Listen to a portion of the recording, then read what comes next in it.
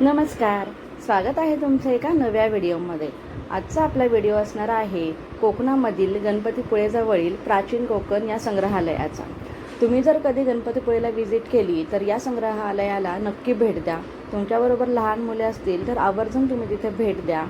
12 बलुतेदार आणि कोकणी माणसांची 500 वर्षापूर्वीची जी संस्कृती आहे, त्यांचा जो इतिहास, त्यांचं राहणीमान याची संपूर्ण माहिती इथे देतात। 50 रुपये फक्त तिकीट असणार आहे। चला तर मग बघूया संपूर्ण video. Development and research centre ही आमची संस्था आहे। या ठिकाणी पर्यटनात रोजगार निर्मिती हा विषय घेऊन ते काम करत आहोत। आपली संस्कृती ही निसर्गातून फुलली आहे। पूर्वजांनी विविध वनस्पती व प्राणी यांना देवत्व बहाल केल्यास त्या व्यक्तीला धन, सौख्य, आरोग्य प्राप्त होते। बाहेर बोर्ड लावलाय, जाताना तो तुम्ही पाहू शकता। हा पिंपळ पार आहे। आपण कोकणी माणसं वड पिंपळ यांना पवित्र मानतो, तसेच त्यांना दीर्घायुष्याची प्रतीके मानलेली आहेत। याला पिंपळ पार म्हणतात, कारण त्याच्या भोवती जो दगडी कट्टा बांधलाय त्याला कोकणी भाषेमध्ये पार असं म्हणतात। हा पार 400 वर्षापूर्वी बांधला गेला। जेव्हा पार बांधला गेला त्यावेळी तिथे पिंपळाचं रोप लावण्यात आलं, म्हणजेच हा पिंपळ सुद्धा 400 वर्षापूर्वीचा जुनाच आहे। शिलालेखावर लिहिलेली कविता कवी माधव यांनी 100 वर्षापूर्वी लिहिली। चिपळूण येथे झालेल्या पहिल्या कोकण मराठी साहित्य संमेलनामध्ये या कवितेला कोकणाची प्रातिनिधिक कविता म्हणून स्वीकारण्यात आली। या कवितेत कवींनी कोकणच्या निसर्ग सौंदर्याचे सुंदर असे वर्णन केले। सह्याद्रीच्या तळी शोभते हिरवे तळ कोकण, राष्ट्रदेवीचे निसर्ग निर्मित केवळ नंदनवन। या कवितेमध्ये नंदनवन हा शब्द आलाय। या नंदनवन शब्दाचा अर्थ आहे स्वर्गातील इंद्राची बाग। ती जितकी सुंदर आहे तितके आपले कोकण ही सुंदर आहे। ही गुहा काळाचे प्रतीक आहे। गुहेच्या अलीकडे आहे वर्तमान काळ, गुहेच्या पलीकडे 500 वर्षापूर्वीचा भूतकाळ। इथून पुढे पाहणारात 500 वर्षापूर्वी कोकणी माणसं कशी राहत होती, त्यांची समाज रचना, ग्रामरचना, खाद्य संस्कृती, परंपरा कशा होत्या। गुहेतून येताना वाकुनिया च्या फळांपासून कोकम सरबत व कोकम आगळ तयार केले जाते। त्यांच्या बियांपासून तेल तयार केले जाते व त्याचा उपयोग कैलास जीवन सारख्या क्रीम मध्ये केला जातो। इथे अजगराचा स्टॅच्यू दाखवलाय। पुराणात उल्लेख आहे की हजारो वर्षांपूर्वी भगवान परशुराम होऊन गेले। त्यांनी सर्व पृथ्वी जिंकून घेतली व जिंकून घेतलेली सर्व पृथ्वी त्यांनी दान केली। दान केलेली कोणतीही गोष्ट आपण स्वतःसाठी वापरत नाही, परंतु त्यांना राहण्यासाठी भूमी आवश्यक होती। आपण ज्या ठिकाणी उभे आहोत त्या ठिकाणी हजारो वर्षापूर्वी समुद्र होता। त्याच्याशी त्यांनी युद्ध केले व त्याला 40 ते 50 किलोमीटर पाठीमागे ढकलले व या सुंदर कोकण प्रदेशाची निर्मिती केली। म्हणून या कोकण प्रदेशाला परशुरामांची भूमी असेही म्हणतात। कोकणात लाल रंगाचा जांभा नावाचा दगड मिळतो। जांभ्या दगडाचा हा जो पक्का रस्ता बनवला आहे त्याला कोकणी भाषेमध्ये पाखाडी असे म्हणतात। ही पाखाडी 400 वर्षापूर्वी बांधली गेली। त्यावेळी ती गणपतीच्या देवळापर्यंत होती, पण काळाच्या ओघात ती नष्ट झाली। आज फक्त ती आपल्या प्राचीन कोकण मध्ये शिल्लक राहिलेली पाहायला मिळते। पूर्वी अशा पाखाड्या सर्वसामान्यपणे ग्रामदेवतेकडे जाण्यासाठी बांधल्या जात असत। आपण सुद्धा या पाखाडीने प्राचीन कोकण मधील ग्रामदेवतेकडे जाणार आहोत। इथे वाघ व वाघाची गुहा दाखवले। इकडे गाव शिखर दाखवले। फळाची फळे जंतुनाशक असतात। शेतकरी त्यांचा उपयोग धान्य साठवण्यासाठी व गरम मसाल्याच्या पदार्थांमध्येही केला जातो। ग्रामदेवतेचं मंदिर आहे। पूर्वी धार्मिक संस्था गाव नियंत्रित करत असत। गावातील गावकरी एकत्र येत असत।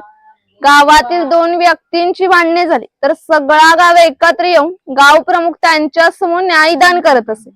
आणखीन एक महत्वाचं वैशिष्ट्य म्हणजे जगभर अशी प्रथा आहे की प्रत्येक जाती धर्माचे लोक आपापल्या देवांकडे जाऊन देवाचे दर्शन घेतात।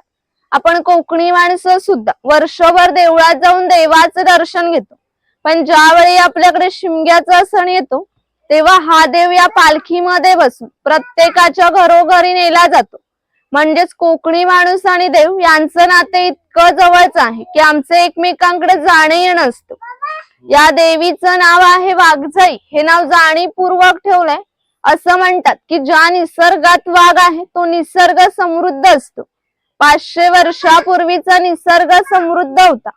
त्याला आमच्या भावविश्वामध्ये देवत्वाचं स्थान आहे. आम्ही कोकणी माणसं वड, पिंपळ, साप, नाग यांची पूजा करतो. म्हणजेच आम्ही निसर्ग पूजक माणसे आहोत. म्हणून आमच्या देवीचं नाव प्रत्यक्ष निसर्गाशी संबंधित असंच ठेवलंय वाघजाई. आम्ही जेव्हा गावामध्ये किंवा देवळामध्ये जातो तेव्हा देवाकडे प्रार्थना करतो. त्याला आमच्याकडे गाराणं असे म्हणतात. तुमच्यासाठी सुद्धा गाराणं चालू करूया. हात जोडा आणि फक्त होय महाराज बोला.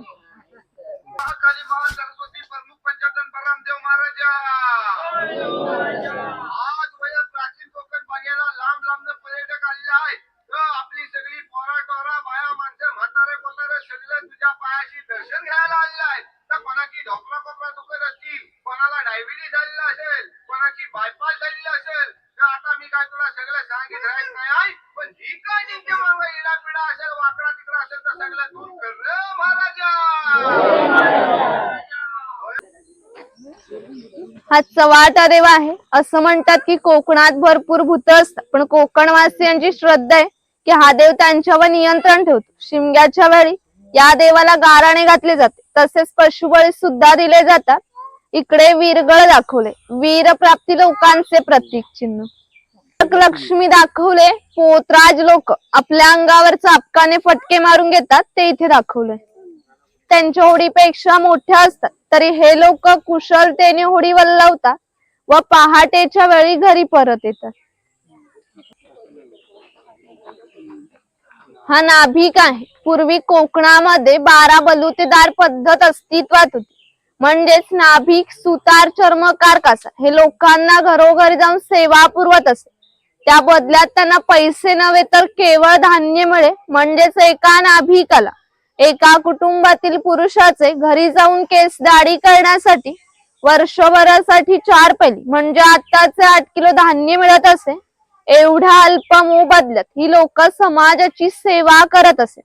आमच्या नाभिकाविषयी आणखी थोडं मजेशीर वर्णन आमच्या लोकसाहित्यामध्ये आढळतं. असं म्हणतात की गावातील प्रत्येक गोष्ट ही नाभिकाला माहीत असते आणि नाभिकाला माहीत असलेली प्रत्येक गोष्ट ही गावभर होते.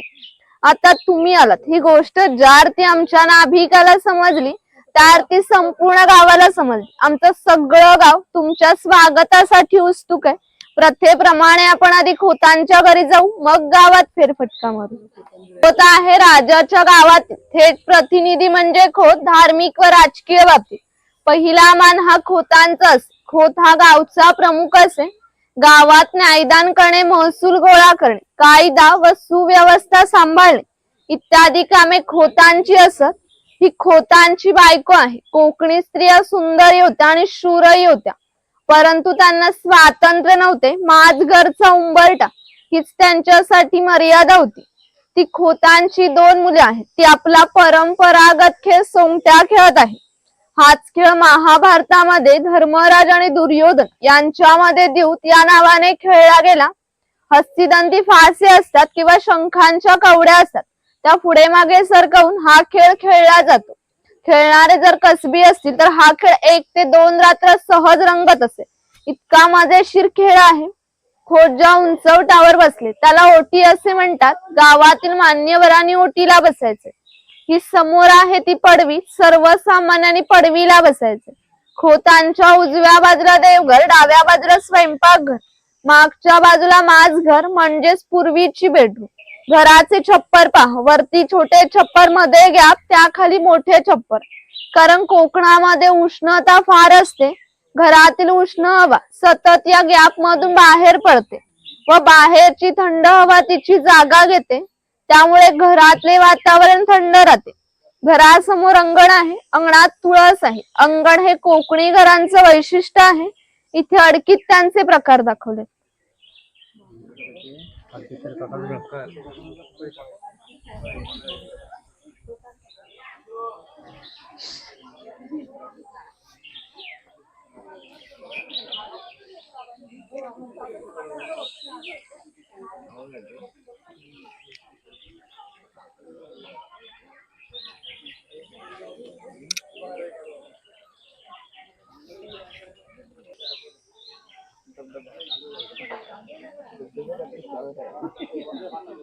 गवताचं घर याच्या अपुऱ्या कपड्यांवर जाऊ नका. आमच्या गावातील एक महत्वाचा उत्पादक घटक असे. तो एकमेव धान्याचं उत्पादन करत असे आणि 12 बलुतेदार खोत राजा यांना धान्य पुरवण्याचे काम तो करत असे. म्हणजेच ग्रामीण अर्थव्यवस्थेचा पायाभूत घटक हा शेतकरी होता. पूर्वी त्याचं घर जसं असायचं अगदी तसंच घर इथे उभारलं आहे. ही चूल दिसते, तिला कोकणी भाषेमध्ये पिरसा असं म्हणतात. ती सतत पेटी ठेवली जायची, कारण पूर्वी घरामध्ये लायटर किंवा माचीस नव्हती. शेतकऱ्याच्या बायकोला स्वयंपाक करायचा असेल तेव्हा ती इथले 2-3 निकार घेऊन स्वयंपाक चुलीत विस्तव पेटवत असे. हा विस्तव विजला तर घरात 2 गारगोट्या ठेवलेल्या असत, त्या एकमेकांवर घासून हा विस्तव करावा लागत असे. ही शेतकऱ्याची बायको आहे, ती शेतकऱ्याची मुलगी आहे. तो पाळणा शेतकऱ्याच्या घरात कायम स्वरूपी टांगून ठेवलाय, कारण शेतकऱ्याकडे दरवर्षी पाळणा हलत असे. म्हणजेच प्रत्येक शेतकऱ्याला 8 ते 10 मुलं असत. पूर्वीच्या काळी एकत्र कुटुंब पद्धत अस्तित्वात होती. हे उचल आहे, याचा उपयोग पूर्वी कपडे सुकत घालण्यासाठी केला जात असे. तिथे गौरी गणपतीचा सण दाखवलाय. ती शेणाने सारवलेली टोपली आहे, तिला कोकणी भाषेमध्ये कणगी असं म्हणतात. तिचा वापर धान्य साठवण्यासाठी केला जातो. ही खोईनी आहे, हिचा वापर मासे पकडण्यासाठी केला जातो. मागे वेलीने बांधून पाण्यामध्ये ठेवली जाते. हिची अंतर्गत रचना अशी आहे की आतमध्ये गेलेला मासा पुन्हा बाहेर पडू शकत नाही.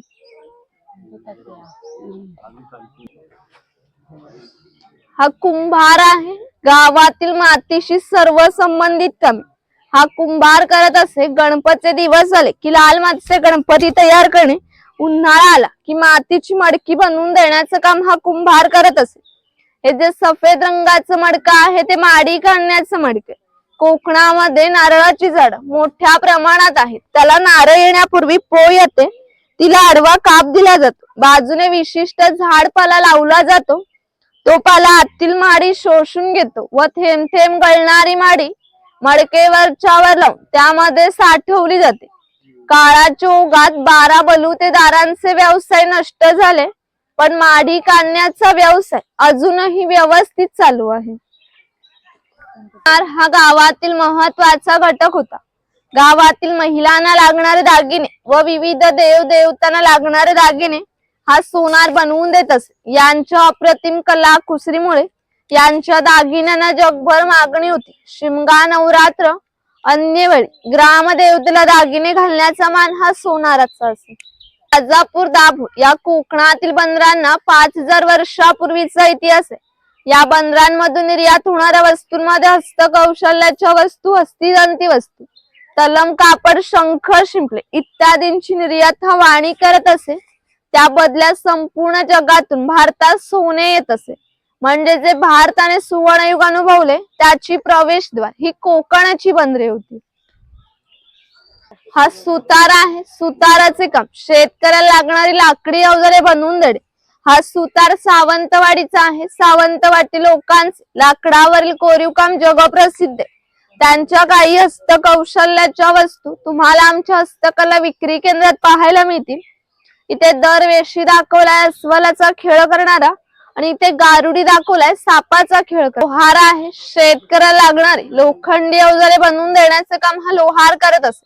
500 वर्षापूर्वी कोकणाची राजकीय परिस्थिती अस्थिर होती. बरेचसे लोक सैन्यामध्ये होते.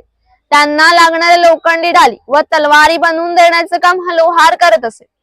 याचे वैशिष्ट्य म्हणजे कोकणात अजूनही खोत व मराठा यांच्याकडे काहीशा वर्षापूर्वीच्या लोखंडी तलवारी आहे. त्यांना अजूनही गंज आले नाही. दर दसऱ्याला त्यांची पूजा केली जाते. हा तेली आहे. पूर्वी कोकणी माणसं आपल्या जेवणात खोबरेल तेलाचा वापर जास्त प्रमाणात करत असत. शेतकरी आपल्या बागेतील खोबरे स्वतः तेल्याकडे नेऊन देत असे व तेली त्याच्या देखत तेल पाडून देत असे. हा तेलाचा घाणा आहे. याला खुंट असे म्हणतात. यामध्ये खोबरे घातले जाते. हे जे उभे लाकूड दिसते त्याला कोकणी भाषेमध्ये लाट असे म्हणतात.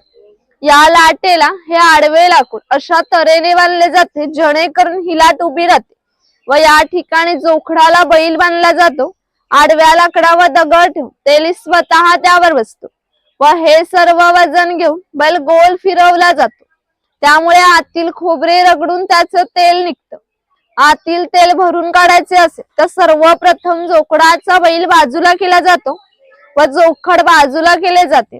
आडवे लाकूड बाजूला करून लाट बाजूला केली जाते व आतील तेल भरून काढले जाते.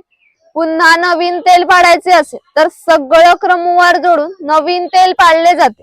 म्हणजेच पूर्वी तेल्याला पसा ते 1.5 पसा तेल काढण्यासाठी 1 ते 1.5 तास मेहनत घ्यावी लागत असे.